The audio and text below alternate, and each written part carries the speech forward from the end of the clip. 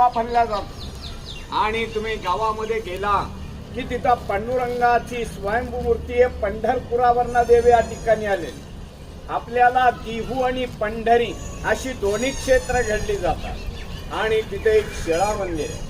शिळा मंदिर म्हणजे असं की ज्या वेळेला रामेश्वर भट्टांनी इंद्रायणीच्या डोहामध्ये ग्रंथ उडवले त्या ठिकाणीतनं एक मैलावरती यावं, परंतु तिथली शिळा, ज्या शिळेवरती तुकाराम महाराजांनी 13 दिवस पोषण केलं आणि 13 दिवसानंतर जी ग्रंथ कोरडेच्या कोरडे वरती आले ते ग्रंथ आणि त्या शिळेची स्थापना मोठ्या मंदिरामध्ये केलेली आहे।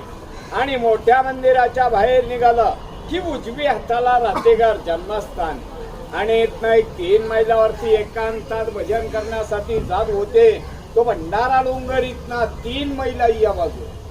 आणि हे म्हणजे तुकाराम महाराजांचं वैकुंठ स्थान। त्यांनी समाधी वगैरे काही घेतलेलं नाहीये, देहा सहित वैकुंठाला गेलेत आणि वैकुंठावरनं 3 वेळा परत आले।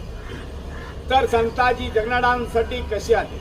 संताजी जगनाडे म्हणजे तुकाराम महाराजांचा उजवा हात असतात। त्यांनी तुकाराम महाराजांच्याकडनं वचन घेतलेलं असतं। वचन असं घेतलेलं असतं की तुम्ही वैकुंठाला गेले तर मी तुमची सेवा केली आणि मागाहून जर मी वारलो तर माझ्या दियाला मुखमाती करायला तुम्हाला यावं लागेल।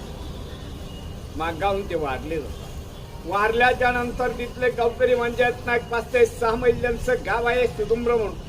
तर तिथले गावकरी खड्डा वगैरे खणतात, प्रेत काढायचा प्रयत्न करतात, प्रेत काही काढले जात नाही, अफवा पडतात। ज्या वेळेला तुकाराम महाराज वैकुंठावरनं खाली येतात आणि एक बंजाळभर माती टाकतात त्याच वेळेस ते प्रेत काढले जातात। तसेच ते निळोपर आहे, नगर जिल्हा पारनेर तालुका पिंपळनेर त्यांचं गाव, त्या गावावरनं ते इथं येतात। इथं आल्याच्या नंतर तुकाराम महाराज वैकुंठाला गेलेले असतात। तर त्यांचं असं म्हणणं असतं तुकाराम महाराज मुलीसाठी वैकुंठावरनं खाली येतात, संताजी जगनाडांसाठी येतात, तर माझ्यासाठी काय येऊ शकत नाहीये, मी त्यांचा शिष्य आहे म्हणून ते या झाडाखाली बसून 42 दिवस पोषण करतात। तर त्यांचे 42 दिवस पोषण पूर्ण झाल्याच्या नंतर त्यांना स्वतः पांडुरंग भेटतात।